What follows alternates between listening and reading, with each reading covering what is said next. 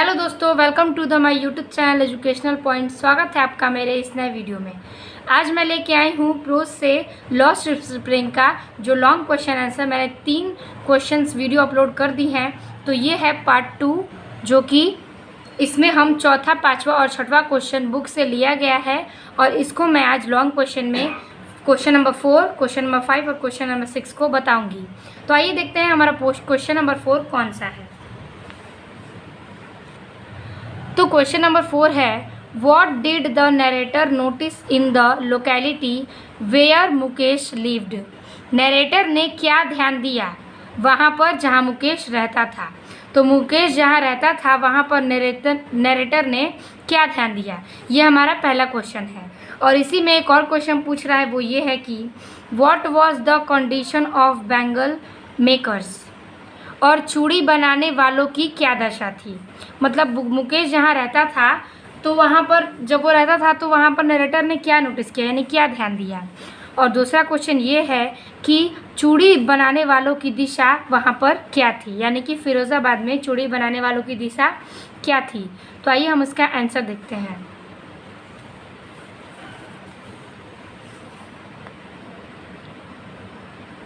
तो आंसर है, the narrator noticed that the lane were very stinky. ठीक है, नरेटर ने ध्यान दिया कि सड़कों पर ध्यान दिया चॉक्ड विथ गार्बेज, यानी कि नरेटर ने ये ध्यान दिया सड़कों पर कि कूड़ा करकट जो है वो क्या हुई है, सड़कों पर भरी हुई है। ठीक, तो नरेटर ने ध्यान दिया कि सड़कों पर कूड़ा करकट भरी हुई है। तो the homes were dirty with crumbling. ठीक है, घर गंदे थे और कांपती हुई दीवारें थीं। तो घर भी गंदे थे और वहाँ पर दीवारें क्या थीं, क्रम्पिंग वॉल्स, यानी कि दीवारें जो थी वो क्या थी, कांपती हुई थीं। वॉबली डोर्स, गंदे दरवाजे थे और विदाउट खिड़की, दरवाजे थे और उस घर में बिना दरवाज़ों की क्या थी, खिड़कियाँ थी। ठीक है, तो उसने ये ध्यान दिया कि घर गंदे थे और दीवारें जो थी वो बहुत ही कांपती हुई थी और गंदे दरवाजे थे और दरवाज़ों में क्या थे, खिड़कियाँ नहीं लगी हुई थीं। तो ये सारी चीज़ें क्या किया, एलिस जंग ने देखा था। The families of humans and animal lived together in that home. वहाँ पर जानवर और इंसान एक साथ रहते थे। A family human and animal, यानी कि वहाँ पर इंसान और जानवर क्या थे, उन सारे परिवार एक साथ एक घर में रहा करते थे। The condition of bangle maker in Firozabad was very miserable. ठीक है, चूड़ियाँ बनाने वालों की दशा दयनीय थी। ठीक है, वहाँ पे जहाँ फिरोज़ाबाद में लोग थे वहाँ पर चूड़ियाँ बनाने के जो लोग थे वहाँ की दिशा क्या थी, दयनीय थी। They worked in the glass.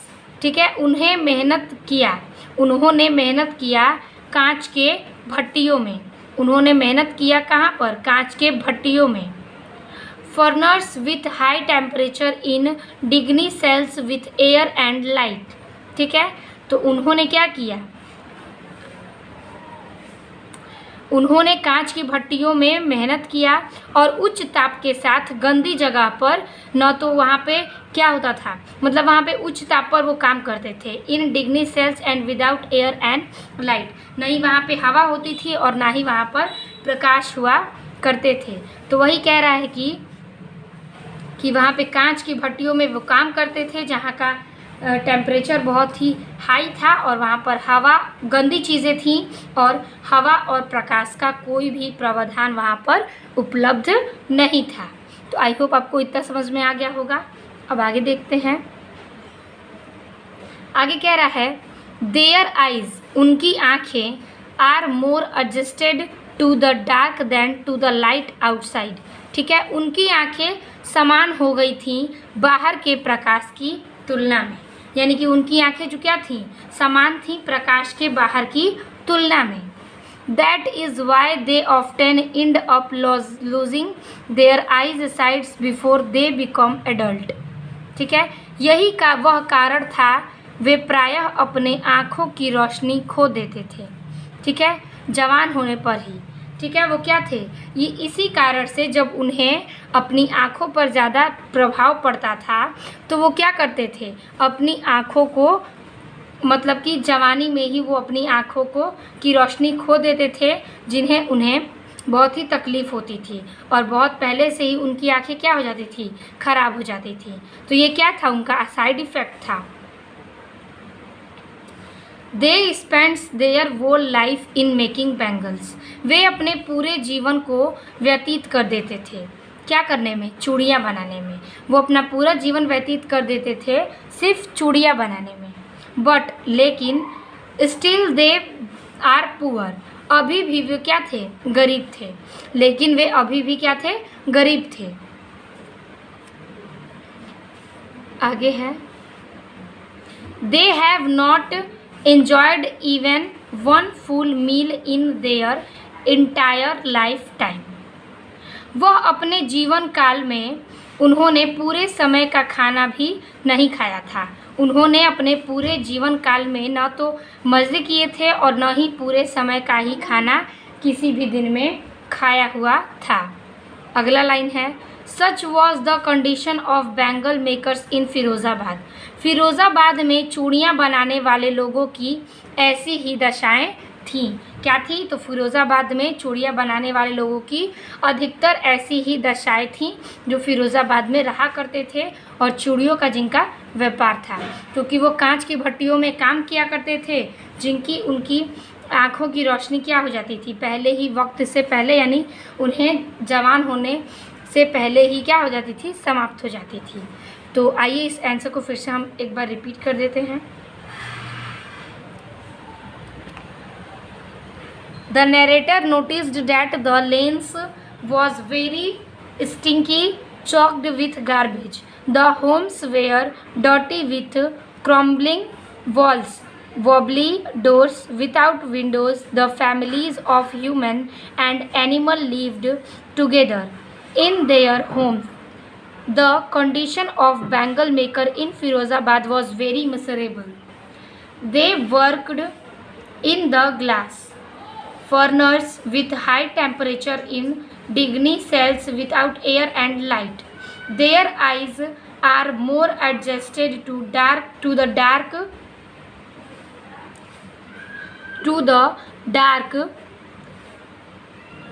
than to the light outside. That is why they often end up losing their eyesight before they become adults. They spend their whole life in making bangles, but still they are poor. They have not enjoyed even one full meal in their entire lifetime. Such was the condition of bangle maker in Firozabad. तो I hope आपको English वाले जो भी ये answer हैं वो समझ में आ गए होंगे। तो अब हम देखेंगे इसको हिंदी में कन्वर्ट करके। तो आइए इसका हम हिंदी वर्जन देखते हैं। नरेटर ने क्या ध्यान दिया वहाँ पर जहाँ मुकेश रहता था और चूड़ी बनाने वालों की क्या दशा थी। तो बस इसे हम हिंदी में कन्वर्ट किए हैं, जिसे मैं आपको एक्सप्लेन कर देती हूँ। मैं इसलिए आपको हिंदी बताती हूँ ताकि आपको हेल्प मिल सके। जो इंग्लिश की चीज़ें आपको समझ में नहीं आ रही होंगी वो हिंदी में समझ में तुरंत आ जाएंगी।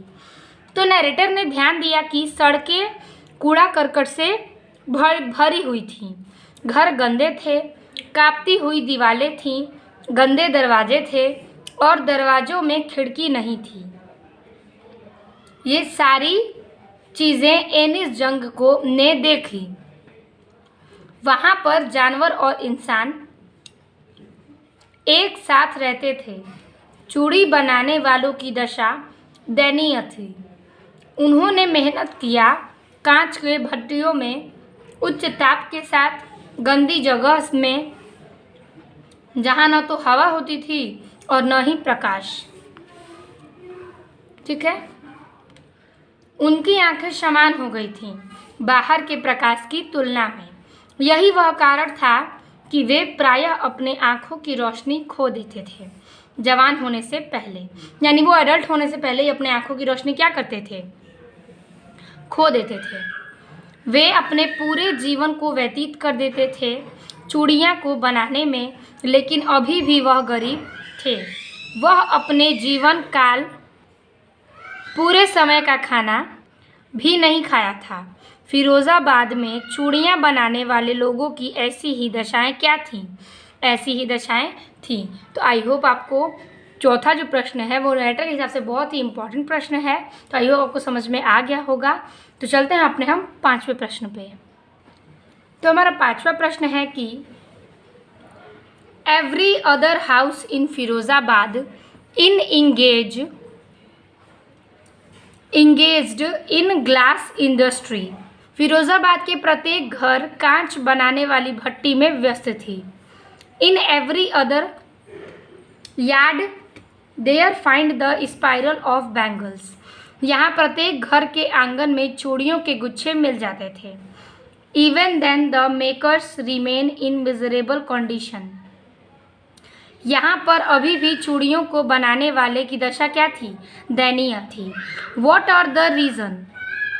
इस दयनीय स्थिति के पीछे क्या वजह थी?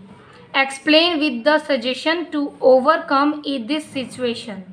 इस दयनीय स्थिति से पीछे उन सारे सलाह को बताइए जिससे उन परिस्थितियों से निकला जा सके। ठीक है, तो ये हमारा क्वेश्चन था। तो आइए हम इसका आंसर देखते हैं।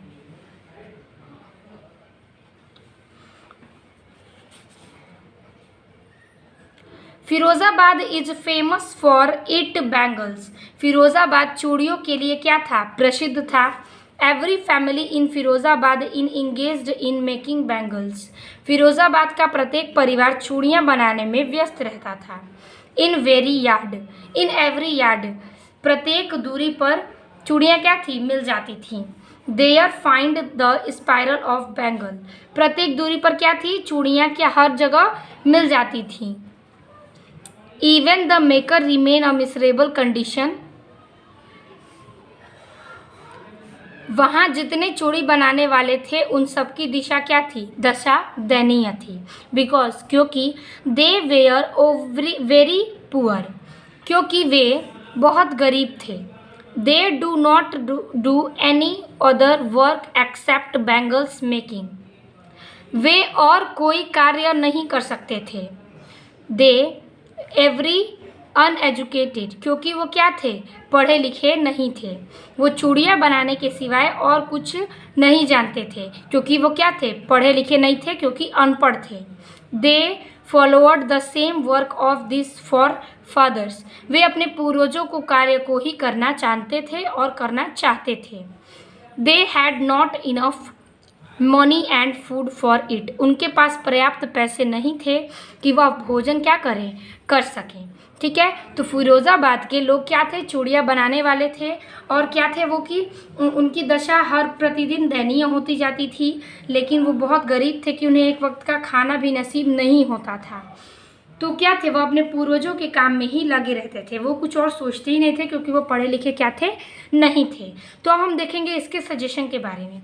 तो हमें हेडिंग के तौर पे इस सजेशन को लिखना होगा। तो हम हेडिंग दे देंगे कि some suggestions to overcome this situation. कुछ सलाह इस समस्या से बाहर निकलने का। ठीक है, इसका अर्थ है कि कुछ सलाह इस समस्या से बाहर निकलने का। तो क्वेश्चन में पूछा था ना कि सजेशन के बारे में बताइए, तो वही सजेशन है इसके बारे में। The life of bangle maker can be improve in if they be educated and do that think different and mail cooperative with the help of his people.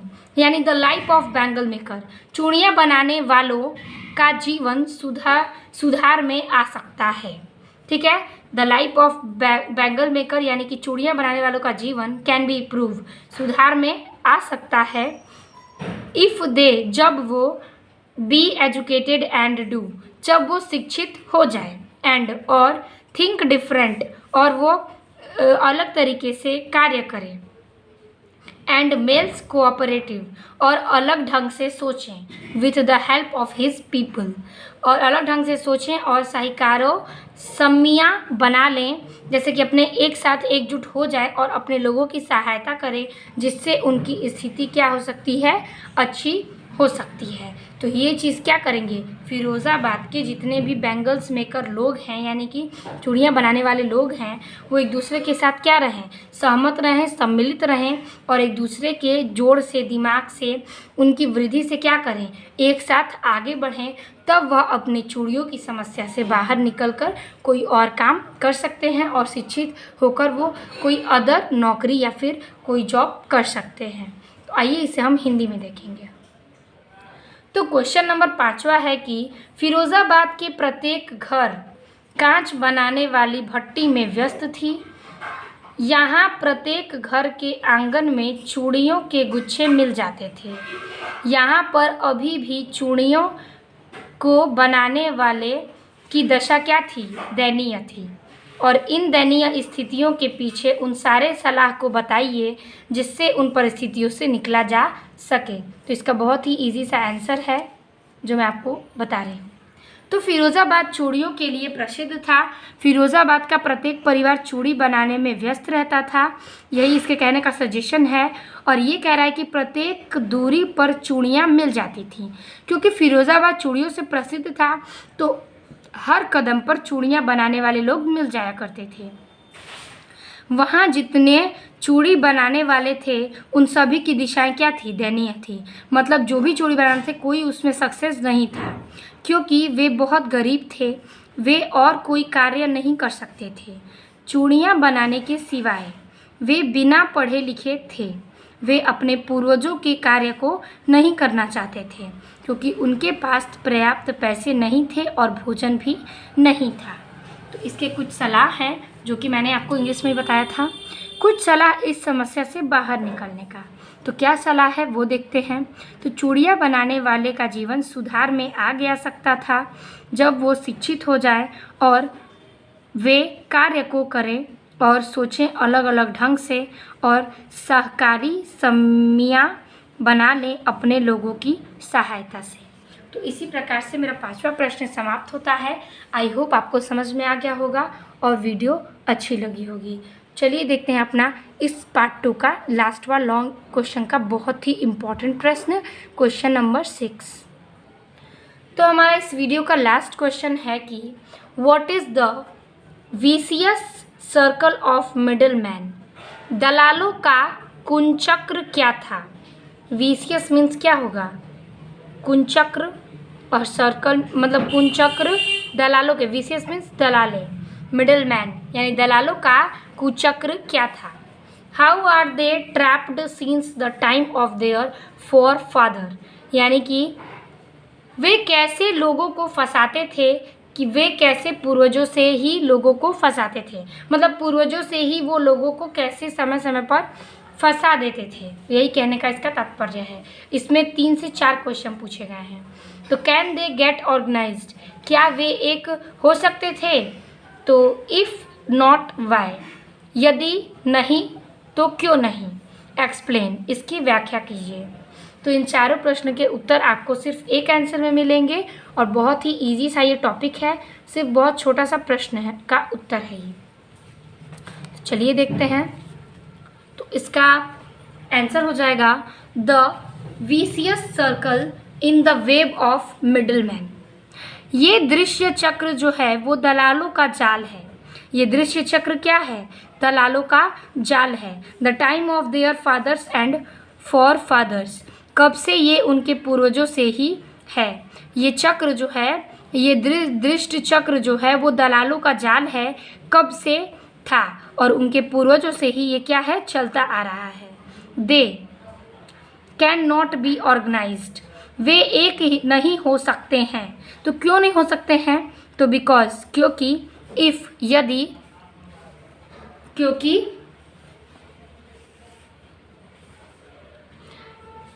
If they went to organize, वे इकट्ठा होना भी चाहते थे। They will be helped up by the police, beaten and dragged to jail for the doing something illegal. ठीक है, illegal. तो वही कह रहा है कि क्योंकि वे इकट्ठा होना भी चाहते थे, क्योंकि वे क्या करना था कि वे एक हो सकते थे क्योंकि वे इकट्ठा होना चाहते थे। उन्होंने डांटा जाता था, उन्हें क्या किया जाता था? डांटा जाता था। लेकिन पुलिस के माध्यम से मारा जाता था और कूटा जाता था, और क्या था?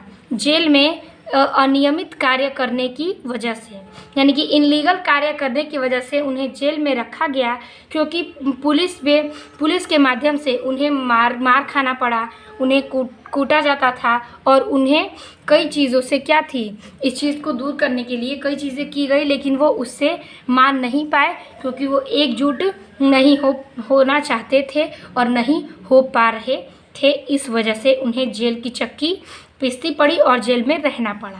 There is not leader among them, वहाँ कोई नेता नहीं था।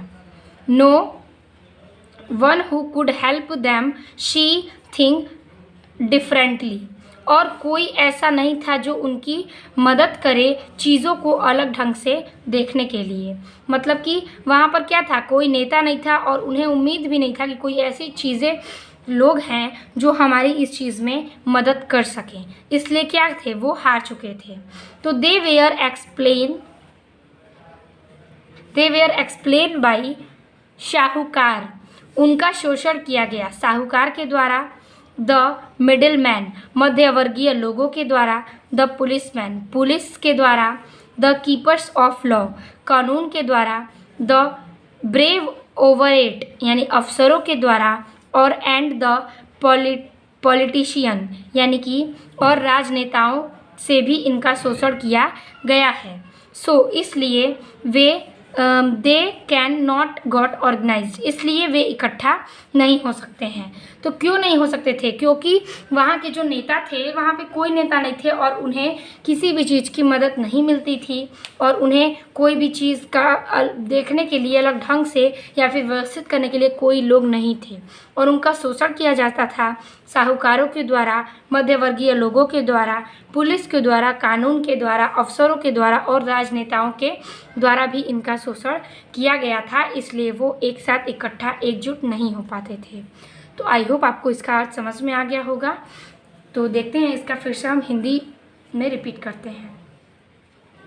The vicious circle in the web of middlemen since the time of their father and forefathers, they cannot be organized because if they went to organize, they will be held up by the police, beaten and dragged to jail for doing something illegal. There is not leader among them, no one who could help them she think differently. They were explained by the shahukars, the middleman, the policeman, the keepers of law, the overate and the politicians, so they cannot get organized. तो ये हुआ question number 6 का answer. तो आइए इसको हम हिंदी में देखते हैं। तो क्वेश्चन था हमारा कि दलालों का कुचक्र क्या था, वे कैसे लोगों को फंसाते थे और वो कैसे पूर्वजों से लोगों की फंसाना जानते थे, क्या वह एक हो सकते थे? ऐसा क्यों नहीं है, इसकी व्याख्या करनी है आपको। तो इसी प्रकार से ये प्रश्न था। आइए इसका हम आंसर देखते हैं। ये दृष्ट चक्र जो है वे दलालों का जाल है। ये दृष्ट चक्र क्या है? दलालों का एक जाल है। कब से था? तो मतलब ये दृष्ट चक्र दयालों का कब से एक जाल था? उनके पूर्वजों से ही। वे एक नहीं हो सकते थे क्योंकि वे इकट्ठा होना भी चाहते थे, तो उन्हें डांटा जाता था, पुलिस के माध्यम से मारा जाता था और कूटा जाता था, जेल में अनियम कार्य करने की वजह से। वहाँ कोई नेता नहीं था और कोई ऐसा नहीं था जो मदद करे चीज़ों को अलग ढंग से देखने के लिए उनका शोषण किया जाता था साहूकार के द्वारा, मध्यवर्गीय लोगों के द्वारा, पुलिस के द्वारा, कानून के द्वारा, अफसरों के द्वारा और राजनेताओं से सभी प्रकार से उनका शोषण किया जाता था, और वो क्या थे? एकजुट इकट्ठा नहीं हो सकते थे। तो इसी प्रकार से हमारा 6वें प्रश्न का भी उत्तर समाप्त होता है। आई होप आपको वीडियो अच्छी लगी होगी और समझ में आया होगा। वीडियो अच्छी लगी होगी तो लाइक कमेंट अपने दोस्तों को शेयर करना ना भूलें। आपको मिलते हैं अगले और बेहतरीन वीडियो में, जिसमें आपको और अच्छे प्रश्न और कई सारे टॉपिक्स मिलेंगे। तो अपने दोस्तों को आप शेयर करना ना भूलें। अगर वीडियो पे नए हैं तो चैनल को सब्सक्राइब कर दें। मिलते हैं आपसे अगले वीडियो में, तब तक के लिए धन्यवाद।